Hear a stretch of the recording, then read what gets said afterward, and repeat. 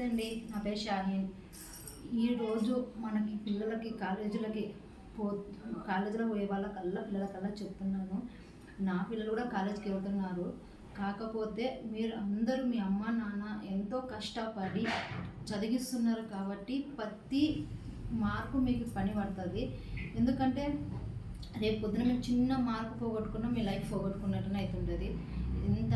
ఎంత కష్టం వచ్చినా మీరు మాత్రం కాలేజీలకు వెళ్ళి చదువుకున్న వాళ్ళు చిన్న ఎగ్జామ్స్ ఉన్నా కానీ వదులుకోకుండా చదువుకోండి. ఎందుకంటే మీ అమ్మ నాన్న ఎంతో కష్టపడి అసలు వాళ్ళు ఎందుకోసం కష్టపడుతున్నారు అనేది వాళ్ళకే తెలియదు.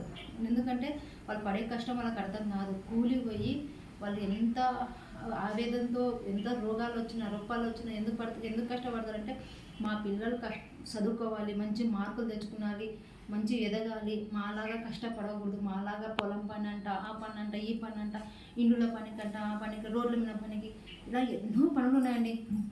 షాపుల పనులకి అని మీ తల్లిదండ్రులు కూడా ఎన్నో ఆశలు ఉంటాయి.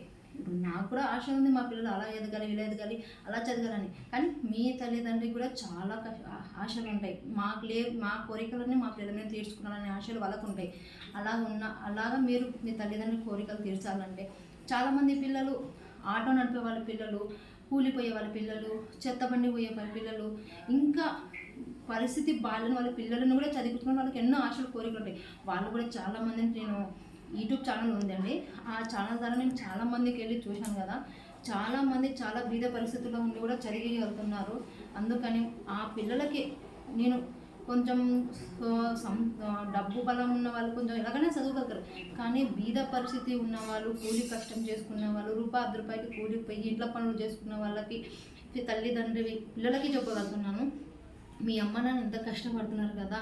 మీరు రేపు పొద్దున చదువుకొని మీ అమ్మ నాన్న పేరు నిలబెట్టి మీరు చిన్న మార్కులు కానీ వదిలేసుకోకుండా చదువుకొని మీ అమ్మ నాన్న పడే కష్టం మీరు పడకుండా, మీ అమ్మ నాన్న కోరికలు వాళ్ళు ఎంతైతే ఎలా ఉండాలనుకుంటున్నారో మీకు మీ అమ్మ నాన్న కోరికలు మీ మీద ఎలా తీర్చుకున్నారనుకుంటున్నారో వాళ్ళ ఆశలను అలాగే నెరవేర్చండి. ఎందుకంటే మనం దోస్తానీలో కూడా కొంతమంది చెడిపోతున్నాం, ప్రేమికులు కూడా కొంతమంది చెడిపోతున్నాం. అలా చాలా జరుగుతున్నాయి.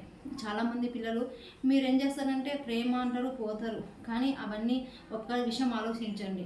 ప్రేమించేటప్పుడు కాలేజీలకు వెళ్తారు, అమ్మ నాన్న కష్టపడి మీకు డబ్బులు పంపిస్తారు, మీరు ప్రేమలో పడతారు. ప్రేమించిన తర్వాత మీ జీవితాలు ఏమైపోతాయో మీకు అలా అర్థం కాదు. ఆ వయస్సు అనేది మీకు అట్లా అనిపిస్తుంది. కానీ మీ అమ్మ నాన్న కష్టపడే ఒక్కటి ఉద్దేశం ఆలోచించండి. అరే ఈరోజు మేము మోసపోతే, మేము ఆ చదువు లాగమైతే మా అమ్మ నాన్న మేము పుట్టినప్పటి నుంచి కష్టపడి వాళ్ళు ఎంతో ఎండనక వాననక చాలామంది బీద వాళ్ళు ఉన్నారండి చదివించుకున్న వాళ్ళు. వాళ్ళ గురించి చెప్తున్నాను నేను, వాళ్ళు కష్టపడే వాళ్ళ గురించి చెప్తున్నాను. వాళ్ళే ఆలోచించాలి ఈ వీడియో గురించి. ఎందుకంటే ఇప్పుడు నా పరిస్థితి కూడా బాగాలేదు. నేను కూడా మా పిల్లల్ని అలాగే చదివించుకుంటున్నాను. నేను కూడా ఒక కూలిమా పోయే మనిషినే. కానీ నాతో పాటు చాలామందిని చూశాను నేను యూట్యూబ్ ఛానల్ ద్వారా వెళ్ళి.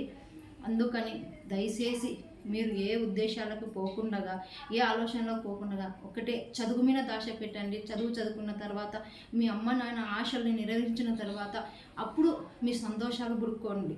ఎందుకంటే మీ అమ్మ నాన్న సంతోషం తర్వాతనే అవతల మీ సంతోషం. ఎందుకంటే ఇప్పుడు సమాజం చాలా ఎదిగిపోయింది. ఎందుకంటే ఎవరు ఏ టైంలో ఎక్కడ ఏమైపోతారో తెలియదు, ఏ టైంలో ఎక్కడ చచ్చిపోతున్నారో కూడా తెలియదు.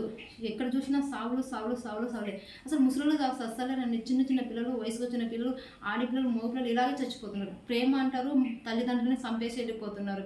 ఆ వయసులో వాళ్ళకి 10వ తరగతి చదువుతున్నారు, కాలేజ్ చేస్తున్నారు, ప్రేమ అంటున్నారు, తల్లిని చంపేసి తండ్రిని చంపేసి వెళ్ళిపోతున్నారు. ఇంకొకరు భర్తని పెళ్లి అయ్యేదాల్సిన భర్తలను చంపేస్తున్నారు. ఇలా ప్రేమ పిచ్చిలో మీరు మీ జీవితాలు మీరే నాశనం చేసుకుంటున్నారు. అందుకే ముందు చదువుకోండి, మీ అమ్మ నాన్న కష్టాలనే దూరం చేయండి. తర్వాత మీ ఆలోచించి మీ ఉద్దేశాలతో మీ ఆలోచనతో మీరు బాట నడచండి. ఇట్లు మీ షాహీన్.